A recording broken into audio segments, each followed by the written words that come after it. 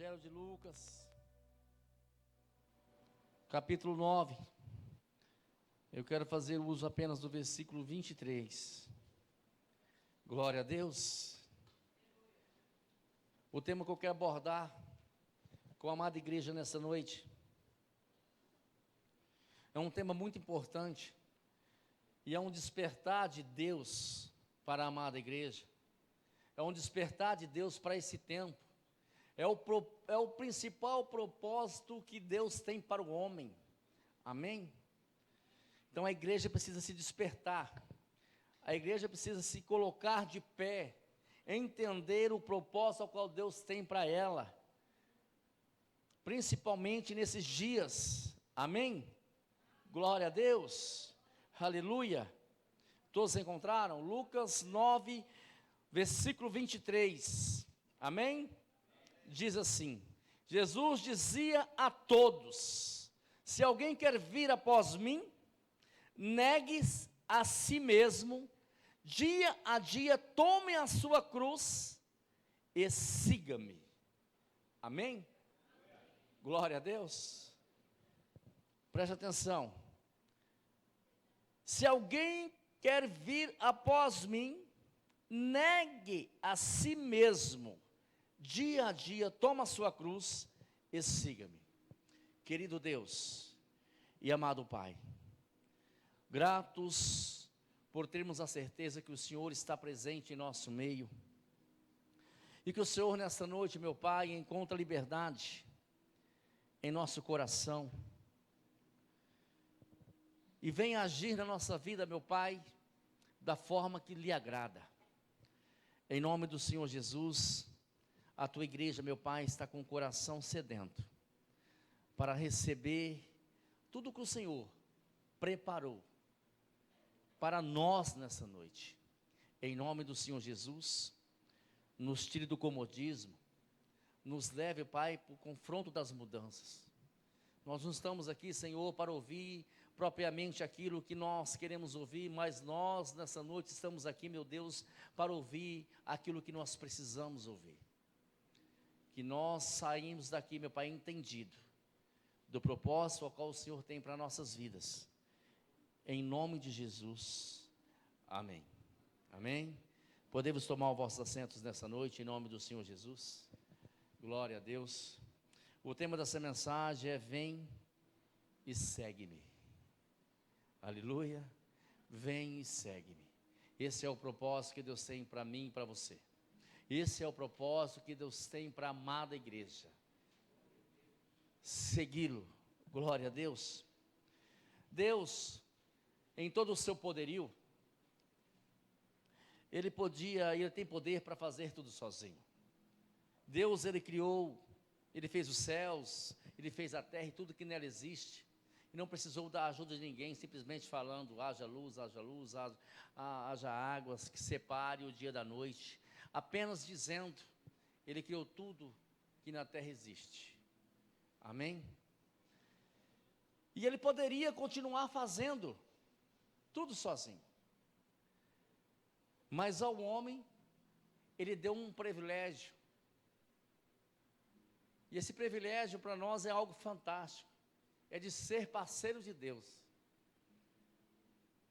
Deus, Ele deu esse privilégio ao homem. Quando eu estou me referindo ao homem, ao ser humano, eu estou falando da raça humana. Deus, Ele deu o privilégio, essa oportunidade de nós sermos parceiros de Deus, de andarmos com Deus. E Deus, Ele está à procura de alguém que queira caminhar com Ele. Amém? Desde o princípio, o propósito de Deus está definido para o homem. O propósito de Deus é bem claro para o homem, que é de gerar vidas. Quando você abre a sua Bíblia, no primeiro livro, Gênesis, você vai ver no primeiro versículo, no primeiro capítulo, no versículo 27 e 28, a Bíblia diz que Deus criou o homem à sua imagem Deus o criou, e o abençoou, e disse: seja fecundos, multiplicai-vos, povoai a terra. O propósito de Deus para o homem é gerar vida. Esse é o propósito de Deus para o homem. E o primeiro homem que Deus chamou para caminhar com ele foi Adão. Adão foi o primeiro privilegiado a caminhar com Deus. Deus fez Adão adormecer, tirou da costela de Adão, formou Eva, e deu a seguinte ordem: multiplicai, povoai a terra, gerais vida. Esse era o propósito, desde o princípio, para mim e para você, é gerar vida, para Deus. O tempo se passa, o povo havia se corrompido, e chega nos dias de Noé. A Bíblia diz que Deus chama Noé, e Noé é o segundo homem a caminhar com Deus. E Deus dá as seguintes instruções para Noé: construir uma arca para que salve a humanidade. A humanidade havia se corrompido. Mas como o propósito de Deus é que o homem gere em vida, Noé tinha esse ofício de construir uma arca para salvar a humanidade. Aí nós chegamos em Gênesis 12. Deus chama outro homem para caminhar com ele. Esse homem é Abraão. E Deus fala para ele: sai da tua terra, do meio da tua parentela, da casa dos teus pais, vai para um lugar que eu te mostrarei. Mas Deus dá a esse homem uma promessa: que farei de ti um grande povo, farei de ti uma nação. Ou seja, Deus estava dizendo a Abraão: você vai ser um gerador de vidas, através de você surgirá uma grande nação, e essa nação se estende até hoje. Eu e você somos filhos de Abraão. Amém? Mas Deus chama Abraão para caminhar com ele. Mas Abraão não sabia para onde iria. Deus diz: eu te indicarei, eu te mostrarei aonde você vai chegar. E o que isso me faz entender? Isso me faz entender o que sustenta o homem na sua caminhada com Deus não é saber para onde ele vai, mas com quem ele está indo. Amém? É isso que aqui nos sustenta em nossa caminhada com Deus, meus queridos. Porque muitas das vezes, para onde nós queremos ir, Deus não está nesse negócio. Deus não está lá. Quantas vezes, não somente eu, mas também você, no linguajar bem popular, quebrou a cara por ir para um lugar que Deus não te mandou. Então Abraão, ele tinha essa certeza que o que ele sustentaria não era o lugar, era saber aonde era o lugar que ele ia, para onde ele iria. Mas é saber que quem iria nessa caminhada, nessa jornada com ele, que era o Deus Todo-Poderoso, o Senhor dos Exércitos, aquele que não te abandona no meio da batalha. Aí a Bíblia continua dizendo que nos dias de Jacó houve uma grande fome, uma grande escassez de alimento. E o povo agora desce o Egito em busca de alimento, e anos se passaram. A Bíblia diz que o povo de Israel permaneceu ali no Egito por 430 anos, sendo escravizados. Agora Deus chama outro homem para caminhar com ele. Esse homem por nome de Moisés, para libertar o seu povo da escravidão do Egito e conduzi-los a uma terra que Deus havia prometido aos seus antepassados. Mas a Bíblia diz que Moisés diz: não, eu não sou capaz de caminhar com o Senhor, eu não tenho condições alguma de tirar esse povo do Egito, porque eu sou pesado de boca. Eu tenho algumas traduções que vai dizer que ele era gago. Aí Deus fala assim: Moisés, eu estou te chamando, só se disponha, porque eu falarei, eu mostrarei o que você vai fazer, eu colocarei palavras em sua boca. Ou seja, o que é que nós entendemos com isso? Que muitas das vezes nós não caminhamos com Deus, não atendemos o chamado de Deus para a nossa vida, porque achamos incapazes de fazer a obra de Deus. Mas Deus estava dizendo a Moisés: sou eu que vou te capacitar. Deus, meus queridos, Ele não está em busca de pessoas capacitadas, Ele está em busca de pessoas dispostas a fazer a sua obra, porque a capacitação vem de Deus, não vem do homem. Amém? Moisés, já com a idade avançada, morre. Agora a missão que era de Moisés, Deus atribui essa missão a um homem chamado Josué, o sucessor de Moisés, com a seguinte instrução: seja forte e corajoso, que não te aparte da boca o livro desta lei, pois eu estarei contigo por onde andares. O que Deus ensina com isso? Deus ensina que para fazer a obra de Deus temos que ser fortes, temos que ser corajosos. Nós não temos que se amedrontar com pouca coisa não, meus queridos. E Deus nos ensina também que não tem como você fazer a obra de Deus se apartando da sua palavra. Não tem como você fazer a obra de Deus longe da presença do Senhor. Não tem como. Porque se Josué cumprisse essas instruções, Deus tinha uma promessa para ele que estaria com ele por onde ele andasse.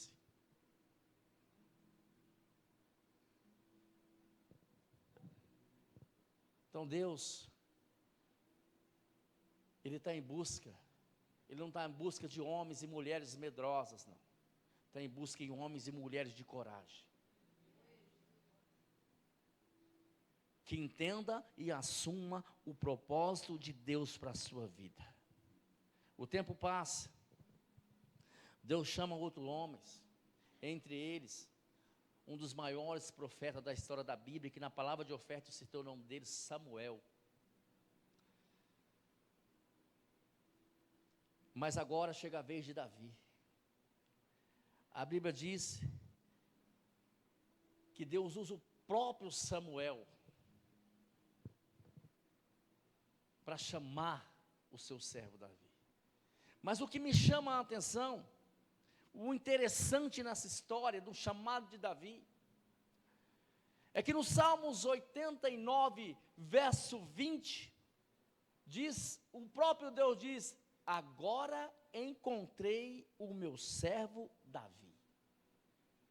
Agora Deus já não está mais chamando. Por quê, pastor? Deus está procurando. Porque você só encontra aquilo que você procura, não é isso? E Deus diz: agora encontrei o meu servo Davi. Deus nessa noite, Ele vai encontrar pessoas aqui, que está disposta a fazer a vontade de Deus, a atender o propósito de Deus para a sua vida. Deus vai encontrar pessoas ganhadoras de almas, que vai gerar vidas. Esse é o propósito de Deus para nossas vidas, meus queridos. Esse é o maior propósito de Deus para nossas vidas, gerar vidas. Mas quando nós vamos para o Novo Testamento, nós vamos ver que Jesus continua procurando pessoas. Mateus, no capítulo 4, versículo 18, a Bíblia diz que Jesus, caminhando junto ao mar da Galileia, viu dois irmãos, Simão, chamado Pedro, e André, lançando suas redes ao mar. Jesus disse: venham comigo, segue-me, eu vos farei pescadores de peixe. Eu vos farei pescadores de homens, não mais pescadores de peixe. O que me chama a atenção é que Simão, chamado Pedro, e seu irmão André, estavam pescando, lançando as suas redes ao mar. Ou seja, eles estavam trabalhando. E você sabe qual que é a maior desculpa de uma pessoa que não atende o chamado de Deus? Eu trabalho. Eu não tenho tempo. Eu não tenho tempo. Meus queridos, em toda a história, Deus não chamou nenhum desocupado. Todas as pessoas que Deus chamou, trabalhava e era ocupado. Você sabe por quê? Porque Deus só chama aqueles que têm algo para renunciar. Deus só chama uma pessoa quando ela tem algo para renunciar, para servir. Deus não chama desocupado. Deus chama pessoas ocupadas, que trabalham, que não tem tempo para renunciar e servir a Deus. Agora, se nós formos prestar atenção aqui no texto ao qual nós lemos, esse texto é uma declaração de Jesus para aqueles que aceitam o seu chamado. É Jesus falando com pessoas que aceitam o seu chamado, falando com pessoas que entendem o propósito de Deus para as suas vidas. A Bíblia diz: se alguém quer vir após mim, negue-se a si mesmo. O que Jesus está falando aqui? Jesus está falando de renúncia. Jesus está falando que para nós seguir a Ele, nós precisamos renunciar algumas coisas às nossas vidas. E talvez uma delas seja o seu trabalho. Mas não estou dizendo que você vai renunciar ao seu trabalho por completo, não, meu querido.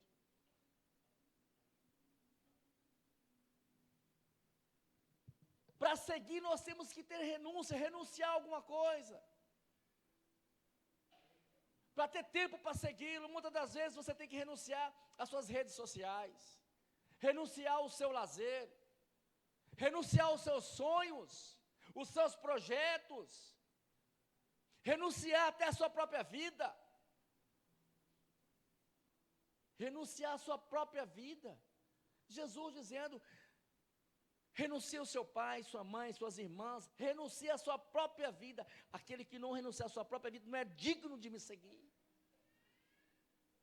Mas aqui Jesus está dizendo que negue a si mesmo. Muitos querem seguir Jesus, mas não querem renunciar nada. Não querem renunciar. Quer seguir Jesus, mas ainda está com o coração tomado pelas vontades mundanas. Não renuncia os prazeres da sua carne. Não renuncia os pecados. Mas a Bíblia diz que quem quiser seguir a Jesus, negue-se a si mesmo. Negue-se a si mesmo. Se você for ver um pouco aqui na frente da sua Bíblia, no capítulo 18 de Lucas, a partir do versículo acho que 18, se não me falha a memória, você vai ver Jesus contando a história de um jovem rico, um homem rico.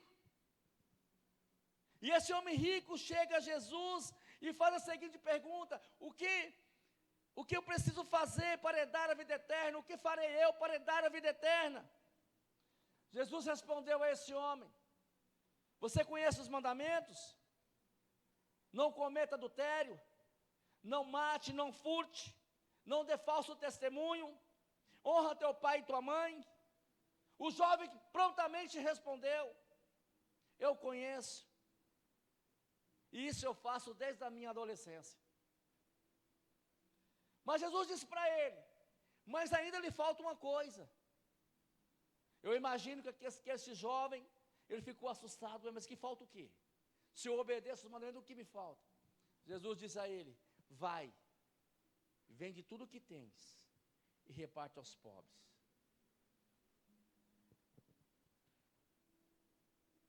Depois que cumprires, vem e segue-me.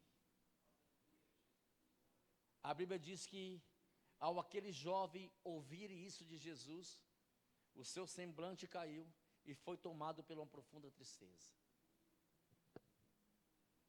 Por quê, pastor? Porque não queria renunciar à sua riqueza.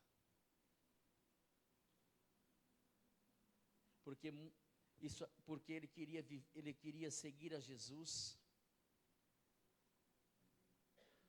mas ainda com os prazeres mundanos. E Jesus estava dizendo para ele: renuncie àquilo que mais te custa. Aquilo que mais te custa, que é o seu dinheiro. Mas aquele jovem Ele não aceitou. E entristecido, saiu da presença de Jesus. A Bíblia continua dizendo: negue-se a si mesmo.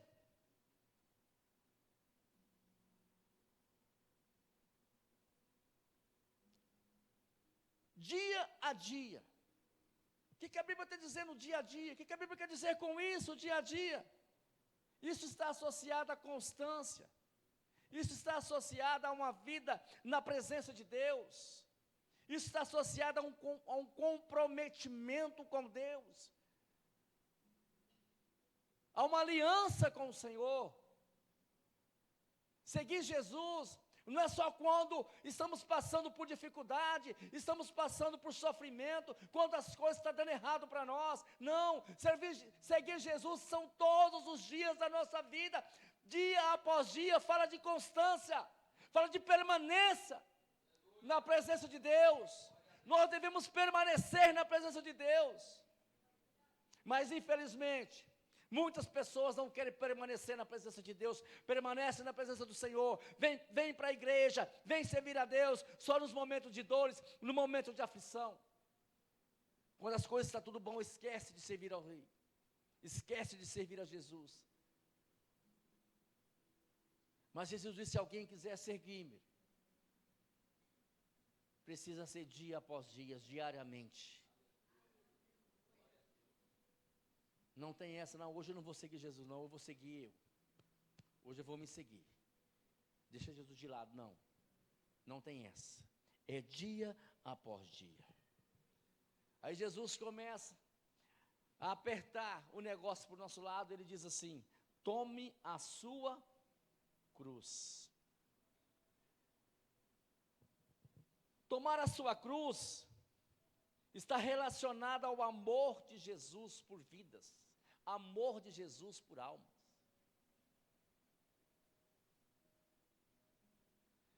Vocês já pararam para tentar compreender o amor de Jesus? No livro de Efésios 5, ele diz que vós, maridos, amai as vossas esposas, assim como Cristo amou a igreja e sacrificou por ela. O amor de Jesus é um amor sacrificial. É um amor que custa algo. E esse amor de Jesus por almas, por vidas, custou a sua própria vida. Custou a sua própria vida.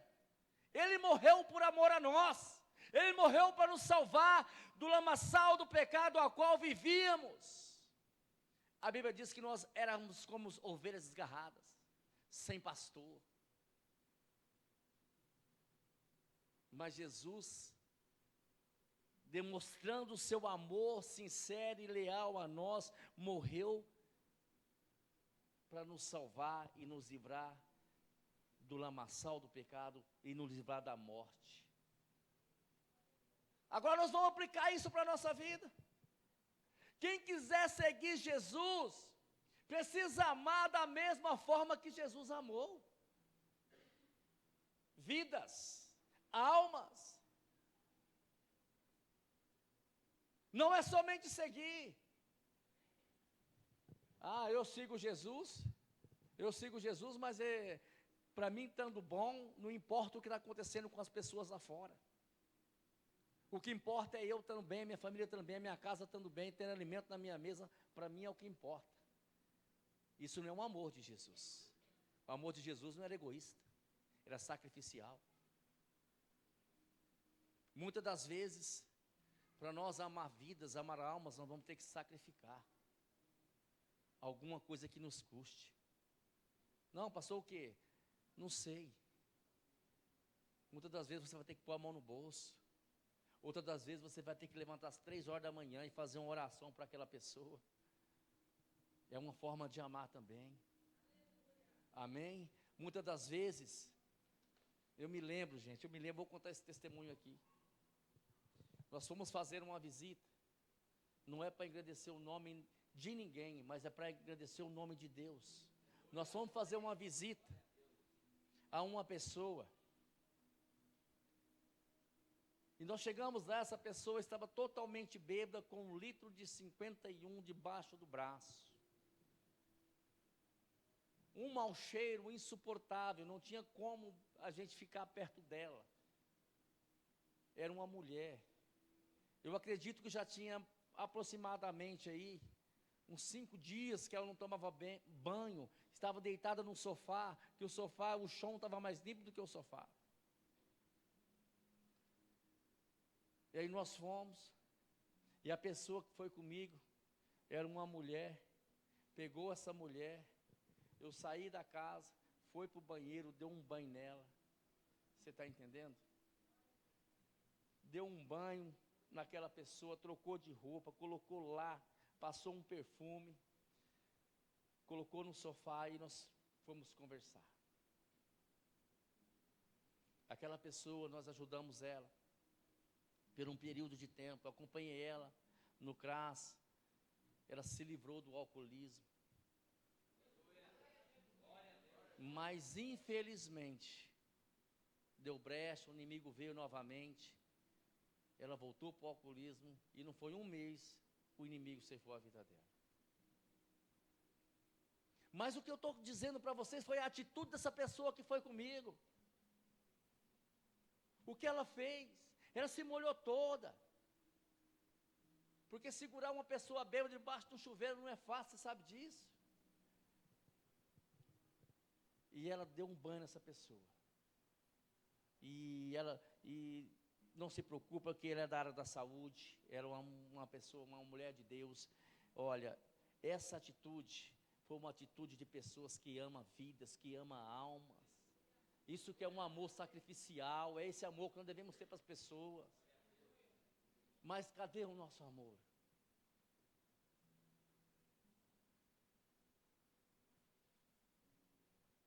Tomar a sua cruz, tomar a nossa cruz é isso.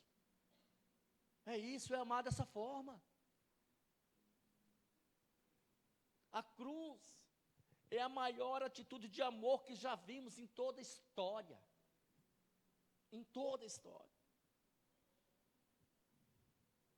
Quem deseja seguir Jesus, tem que praticar, fazer tudo aquilo que Jesus fazia. E esse é o propósito de Deus para nossas vidas. Aí Jesus encerra dizendo: e siga-me. Seguir aqui está relacionado a um chamado. A um chamado a imitar, a fazer aquilo que Jesus fez, a imitar a vida de Cristo. No livro de 1 Coríntios 11, no versículo 1, o apóstolo Paulo diz que sedes meus imitadores, assim como eu sou de Cristo.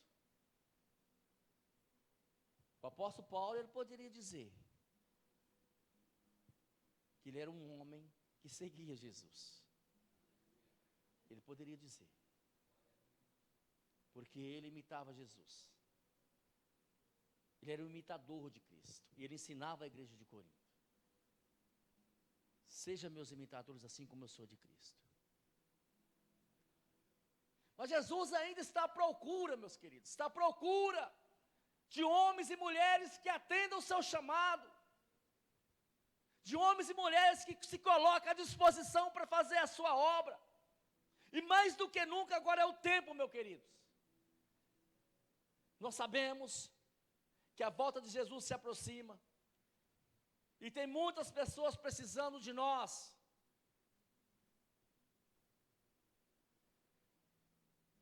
Para levá-los até Jesus. Talvez na sua família, seu pai, sua mãe. Talvez seus irmãos ainda não são convertidos. Ele precisa de você. Talvez seus vizinhos, seus parentes, seu sogro, sua sogra. Eles precisam de você. É você que tem que se colocar à disposição de Jesus para mudar a história da sua família, dos seus familiares. É você. Ah, pastor, eu queria que fosse o senhor. Não, é você. É você. É você que Deus está chamando. É você que Deus está procurando. Ele está à procura, mas ele não está à procura de qualquer um, não. Ele está à procura de pessoas que fazem diferença, que façam a diferença. A Bíblia diz, em Mateus 4, que ele chamou Simão, chamado Pedro, e seu irmão André. Pedro foi um homem que fez a diferença. Pastor, mas Pedro fez muita burrada também, nem fez.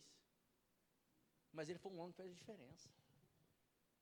Quando você vai para Atos 2, no versículo 41, a Bíblia relata que Pedro, ele prega o seu primeiro sermão. E ele diz ao povo, ele diz àquela multidão, salve-se dessa geração perversa. A Bíblia fala que naquele dia, quase 3.000 pessoas aceitaram a palavra e foram batizados. Aleluia. Então, Pedro, ele atendeu o chamado de Jesus e ele fez a diferença. Ele não ficou cocheando em dois pensamentos. A vida dele não ficou ligada entre o que ele fazia e o que ele agora ia fazer. Ele renunciou. Deus está à procura de pessoas que renunciam. Amém?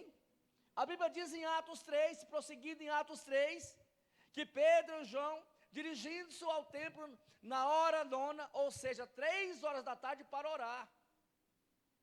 Se alguém quiser a chave para orar 3 horas da tarde da manhã, é só falar comigo. 3 horas da tarde na hora nona. Dirigindo-se ao templo para orar.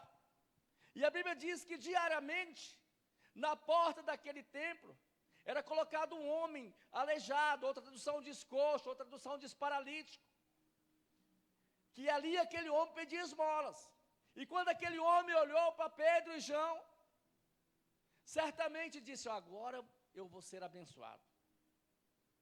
E ele dirigiu-se a Pedro e João, pedindo uma ajuda. Mas Pedro, dirigindo os olhos a ele, disse, eu não tenho ouro e nem prata. Mas o que tenho eu te dou, Jesus de Nazaré, levanta-te e coloca-te de pé. A Bíblia diz que no mesmo instante, Pedro tomou aquele homem pela mão direita, e aquele homem se levantou e ficou livre daquela paralisia. Agora, pastor, Pedro fez diferença? Fez. O que Jesus fez com Pedro, quando Pedro saiu do barco e começou a afundar? Jesus estendeu a mão para Pedro e segurou Pedro e disse, homem de pequena fé, não foi? E o que Pedro fez com o coxo, com o paralítico? Também estendeu a mão. Seguir Jesus, meus queridos, muitas das vezes não vai precisar do seu dinheiro e nem do meu dinheiro, basta apenas nós estender a mão, porque tem pessoa precisando de uma mão estendida. Tem pessoas precisando de uma mão estendida. Mas infelizmente, homens e mulheres que servem a Deus, não estendem a mão e ainda por cima, matam o irmão que precisa que a mão seja estendida. Julgando, não merece. Está fazendo isso porque é a colheita, plantou lá atrás. Se Jesus fosse agir da mesma forma que nós agimos hoje, nem você estaria aqui. Porque Ele nos amou sem nós merecermos.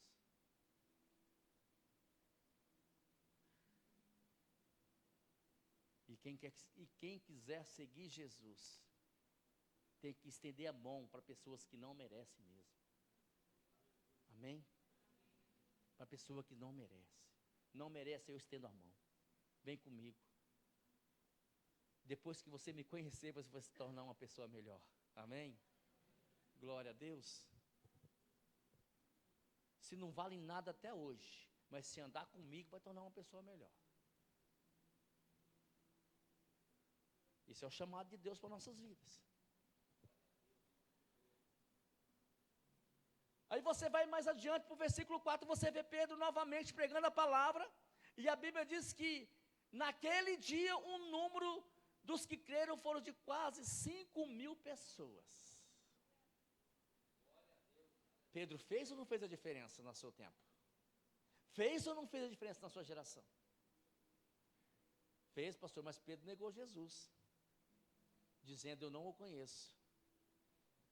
Se você não sabia, meus queridos, todas as vezes que você tem a oportunidade de pregar a palavra, de falar do Evangelho de Cristo para uma pessoa e não fala, você está negando Jesus. Se você não sabia, fique sabendo que todas as vezes que você tem a oportunidade de dizer para uma pessoa do amor de Cristo e do propósito que Deus tem para a vida dela e você não fala, você também está negando a Jesus. Negar Jesus não é só dizer que eu conheço, não. Negar Jesus é você negligenciar uma oportunidade de falar do amor de Cristo para uma pessoa, de ser um canal de bênção para transformação na vida de uma pessoa. Você sabe qual que é a impressão que eu tenho da igreja dessa geração? Não estou falando nossa igreja aqui não, da igreja no contexto geral. A impressão que eu tenho da igreja no contexto geral é que a igreja está vivendo um confinamento espiritual. Quando Deus me deu essa mensagem, eu pensei: o que está acontecendo com a igreja? Aí, esses dias atrás eu fui para Covelândia, e ali tem um confinamento, quem viu? Tem um confinamento do lado direito. Tem um confinamento de boi. Eu falei: a igreja está vivendo isso, um confinamento espiritual. O que seria um confinamento? Um estado ou condições de quem está em um lugar fechado, impossibilitado de sair. Isso é um confinamento. Aqueles bois, eles estão ali impossibilitados de sair, eles ficam ali com o único propósito de engordar. Um rebanho confinado, seja ele de qualquer espécie, ele foge do propósito da multiplicação, porque ele está ali só engordando, para chegar o dia do abate. E a impressão que eu tenho é que a igreja dessa geração está uma igreja gorda. Está sendo muito bem nutrida, muito bem alimentada, mas não está alimentando ninguém. Não alimenta nem propriamente os da sua família. Não está alimentando ninguém. Só está, domingo vem e se alimenta, ó.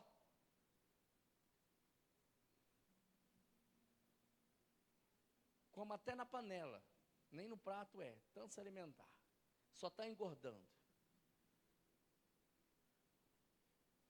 Mas só para si mesmo. Está confinado. Não ensina a ninguém aquilo que tem aprendido. Não fala para ninguém aquilo que Deus tem feito na sua vida, Deus tem feito no meio da igreja. Não está cumprindo o propósito de alimentar as pessoas. A palavra igreja no original quer dizer eclésias, traduzindo, chamados para fora. Chamados para fora. É tempo, igreja, de nós quebrarmos a barreira do confinamento espiritual e sair para fora. Ganhar almas. Aqui dentro você não ganha almas, meu querido. Aqui dentro são todos cristãos. Ganhar almas é lá fora. É lá que você tem que pregar. É lá que você tem que mostrar para que veio. É lá que você tem que mostrar que você está vivendo o propósito ao qual Deus tem para a sua vida, que é de gerar vidas. Ganhar almas, é lá fora. Deus não nos mede por aquilo que temos, e nem pelos seguidores que nós temos nas redes sociais. Deus nos mede pelos frutos. É pelos nossos frutos que Deus nos mede. É pelos nossos frutos. Eu já estou partindo para o encerramento. Mas eu quero contar para vocês um testemunho que eu ouvi essa semana. Um relato de um pastor. Eu estava ouvindo um podcast e esse pastor estava relatando o que aconteceu na igreja dele. O pastor dizia que na sua igreja tinha um irmão chamado Antônio. Esse irmão já era de idade bem avançada, ele tinha aproximadamente uns 75 anos de idade, e ele foi diagnosticado com leucemia. Quem sabe bem que uma leucemia é uma doença crítica, não é isso? O pastor, preocupado com a situação do irmão, por conta da gravidade dessa enfermidade, foi visitar esse irmão para orar com ele, aconselhar, ver o que ele estava precisando fazer, o que ele estava precisando. É o que a gente faz, todo pastor faz isso. Quando tem um irmão precisando, a gente vai lá e visita e ora. Mas chegando lá, o pastor percebeu que o irmão Antônio estava muito tranquilo, gente. Estava muito tranquilo, o irmão Antônio estava muito tranquilo.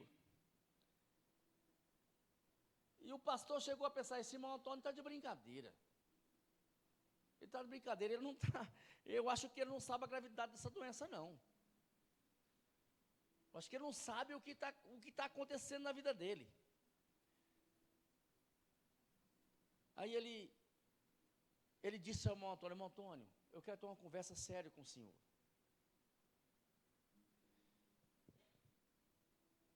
Talvez você não sabe o que está acontecendo, não saiba o que está acontecendo, mas essa doença do senhor é uma doença muito séria. Essa é uma doença que possivelmente Deus possa te recolher através dela.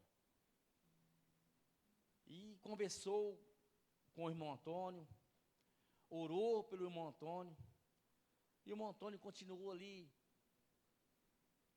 sereno, com coisa que nada estava acontecendo, aquele pastor ainda preocupado. Depois da oração, falou, irmão Antônio, eu quero te ajudar, o que está precisando. O irmão Antônio disse a ele, pastor, eu sei da gravidade dessa doença, eu sei de que tudo está acontecendo comigo, mas eu também sei que da forma que ela veio, Deus vai tirar. Aí o irmão Antônio disse mais ao pastor.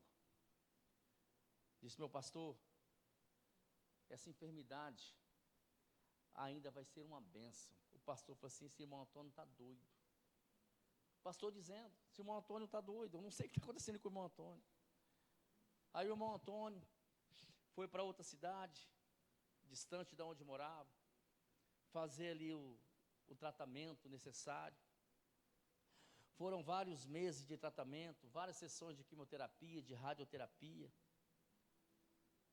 E o irmão Antônio ali, caiu o cabelo, mandava foto, eles viam o irmão Antônio, mas o irmão Antônio sempre alegre onde ele estava, e cada vez que o pastor ligava para ele ligava para o pastor, aí ele dizia, pastor, hoje eu tive a oportunidade aqui no hospital de pregar a palavra para uma pessoa e ela aceitar Jesus. Outro dia se passava, eles entravam em contato de novo, e o irmão Antônio falava, hoje eu preguei para o médico, e o médico aceitou Jesus. Eu preguei para o enfermeiro, eu preguei para a faxineira, eu preguei para o diretor do hospital, e eles foram aceitando Jesus, pregavam para os pacientes, a qual também estava comigo, com a mesma situação minha, com outro tipo de câncer, e essas pessoas foram aceitando Jesus. Aí o irmão Antônio surpreendeu o pastor, eu não te falei, pastor, que essa doença seria uma bênção? Sabe por quê, pastor? Porque eu estou aqui tendo a oportunidade de falar do amor de Cristo, de pregar o Evangelho, e as pessoas estão se arrependendo, estão se convertendo. Aí o pastor, ele encerrando já o testemunho, diz assim, e o irmão Antônio diz que entre médico, entre enfermeiro, entre pacientes, entre faxineiro, funcionário dos hospitais, foram quase 100 pessoas, nos 4 meses que o irmão Antônio ficou dentro daquele hospital, se converteram a Deus. Eu posso ouvir um glória a Deus por isso? E concluindo, o irmão Antônio foi curado, voltou para a cidade, continuou fazendo a obra do Senhor, e a alegria de servir a Deus, de servir a Cristo, não desapareceu do rosto do irmão Antônio. Você sabe o que esse testemunho me ensinou? Que não são as situações que nos impedem de pregar o Evangelho para as pessoas, O problema está em nós mesmos. Nós que somos o problema. Nós. Nós que somos o problema. É nós que não queremos. É nós que negligenciamos.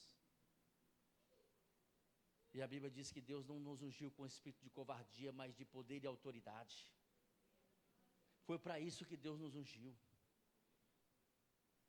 E nós estamos negligenciando o Evangelho de Cristo. Nós não estamos fazendo aquilo que Jesus disse aos seus discípulos em Mateus 28. E de pregar o Evangelho por todas as nações, batizando em nome do Pai, do Filho e do Espírito Santo. E versículo 20, e ensinando-os a obedecer tudo aquilo que eu vos tenho te ensinado. Esse é o propósito de Deus para mim e para a sua vida. Mas o que nós estamos fazendo? Que tipo de crente é? Se nós pudéssemos perguntar para Jesus, o Senhor está se agradando da minha vida? Qual seria a resposta dele para mim e para a sua vida? Qual que seria a resposta? Quantas pessoas você já evangelizou em 2025? Quantas almas você ganhou em 2024? Quantas almas você ganhou no decorrer da sua caminhada de 20 anos de cristão? Quantas pessoas estão congregando aqui junto com você ou em outro ministério porque já foram embora da cidade? Quantas pessoas podem dizer para você, depois que eu te conheci, eu me tornei uma pessoa melhor? Quantas pessoas podem dizer para mim e para você? Quantas pessoas? Se coloque de pé, meus queridos. Se coloque de pé. O exército de meu Antônio, que Deus está levantando aqui nesta noite. Se coloque de pé. O exército de Pedro, que Deus está levantando aqui nesta noite. A Bíblia diz que os campos estão brandos.